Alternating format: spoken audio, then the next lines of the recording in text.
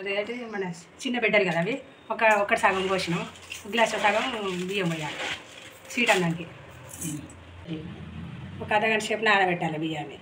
ఈ అన్నం మంచిగా అవుతుంది గ్లాస్ ఇప్పుడు గ్లాస్ అన్నారు ఆ బియ్యం కదా ఇక 2 గ్లాసులు పోసుకోవాలి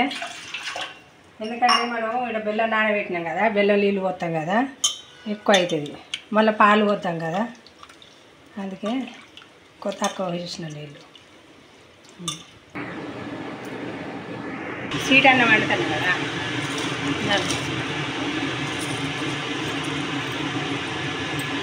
ఎసరు వచ్చిన వాళ్ళే ఇట్లా బియ్యం వేసుకోవాలి బియ్యం వేసి కలపాలి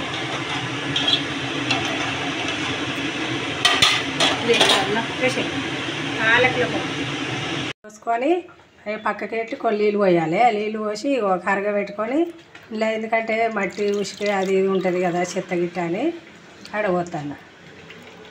ఇట్లా ఆడపోసుకొని అన్నం సగం ఉడికిన వాళ్ళు అన్నంలో ఈ బెల్లం నీళ్ళుని పాలు పోసుకొని మంచిగా ఉడకబెట్టుకోవాలి ఒక ఈ గిలాస్ అయితే సరిపోతాయి పాలు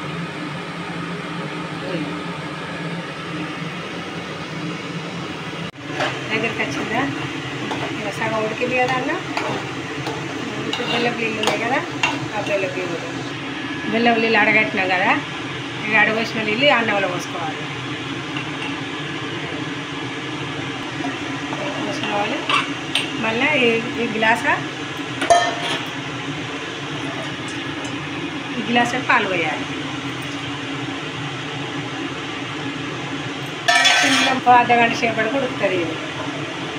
అర్ధగంట టైం పడుతుంది చిన్న మాట మీద ఉడకబెట్టుకోవాలి ఇక మంచిగా కలుపుకోవాలి ఇలా అవసరం ఉంటే నెయ్యి కూడా వేసుకోవచ్చు మంచిగా ఉంటుంది నెయ్యి ఎత్తి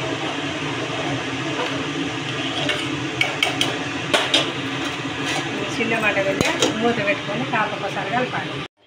ఇంక ఉడకాలి ఇంకొమ్మగిలాలి కలిపిన కొద్దీ ఇలా ఎసరు లెక్క ఉడకనే ఉంటుంది దగ్గరికి వచ్చేదాకా కలపాలి చాలా ఉడకగా అవుతుంది కావచ్చు పోయినా ఉండేనా ఉండండి మాట ఏంటో దీన్ని బయట కావిరి పోకుండా కొంచెం మూట మీద ఇది పెట్టాలి కొంచెం ఏదన్నా ఒకటి బరువు పెట్టాలి మంచిగా ఆవిరికి ఉమ్మగిలుతుంది ఉమ్మగిలుతుంది మంచిగా ఉమ్మగిలింది చూడు మంచిగా లేదా సూపర్ ఉంది స్వీట్ అన్నం